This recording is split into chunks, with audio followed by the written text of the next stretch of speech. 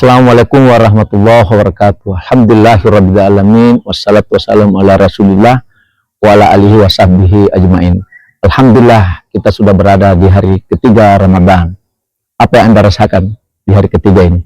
Penyesuaian diri terhadap lapar dan haus itu kita sudah mulai rasakan, di mana seperti kita di luar Ramadan tanpa ada rasa lapar dan haus yang sangat bermakna yang kita rasakan.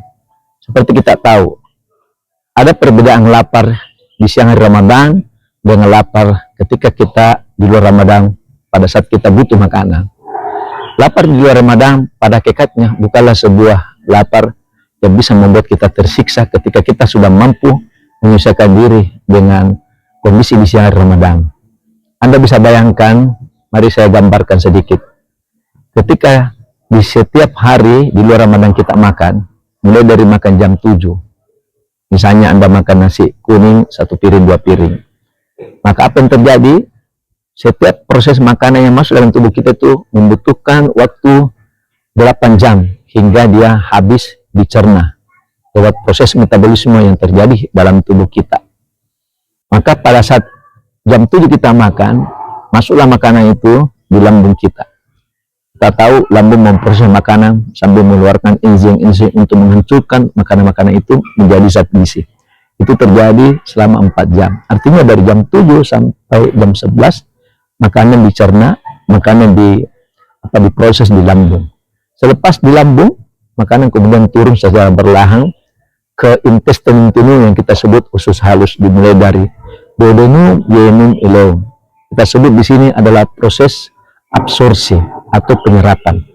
Maka di sini makanan yang tadinya ada di lambung itu secara berlang-lang mulai turun di jam 11 sampai jam 3 sore hingga dia diabsorpsi, diserap, lalu kemudian nanti akan masuk dan menjadi darah yang kemudian kita butuhkan dari semua zat gizi itu yang ada dalam tubuh.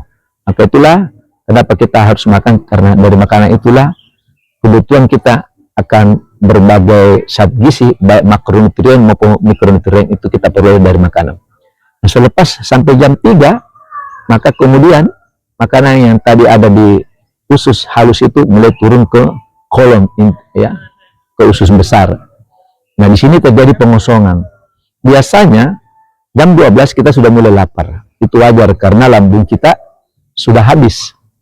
Ya, maka kemudian kita makan jam 1. Kemudian makan jam 1 itu kemudian diproses sampai jam 9 malam.